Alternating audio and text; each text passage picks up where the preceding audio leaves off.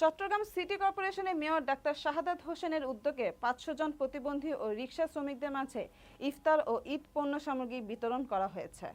শুক্রবার ২০ রমজান লালদীঘি চসিক পাবলিক লাইব্রেরিতে প্রতিবন্ধী সংগঠনের সভানেত্রী নূর জাহানের সভাপতিত্বে এবং মারুফুল ইসলাম ও জিয়াউর রহমান জিয়ার সঞ্চালনায় এতে প্রধান অতিথির বক্তব্য রাখেন চসিক mayor doctor Shahadat Hossain. Mayor বলেন, প্রতিবন্ধীরা বোঝা নয়, আমাদের পরিবার।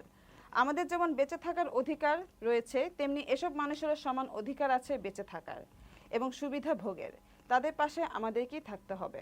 এই রমজান মাসে অসহায় ও দুস্থ মানুষের পাশে দাঁড়ানো আমাদের কর্তব্য। এই সময় সমাজে বিত্তবানদের প্রতি মেয়র আহ্বান জানান, তারাও যেন এসব মানুষের সাহায্যে এগিয়ে আসেন। এছাড়াও সংক্ষিপ্ত আলোচনায় বক্তব্য রাখেন চট্টগ্রাম মহানগর বিএনপির সাবেক সাধারণ সম্পাদক আবুল হাশেম বক্কর, ডাক্তার সারোয়ার আলম, নূর জাহান, নূর নাহার, নূর হোসেন নুরু, আব্দুল বাতেন, জসিম মিয়া, দিদারুল ইসলাম দিদা সহ অন্যান্যরা। পরে প্রধান অতিথি মেয়র ডাক্তার শাহাদাত এবং অন্যান্যরা ৫০০ জন প্রতিবন্ধী ও রিকশা শ্রমিকদের মাঝে ইফতার ও ঈদ পণ্য উপহার সামগ্রী হাতে তুলে দেন।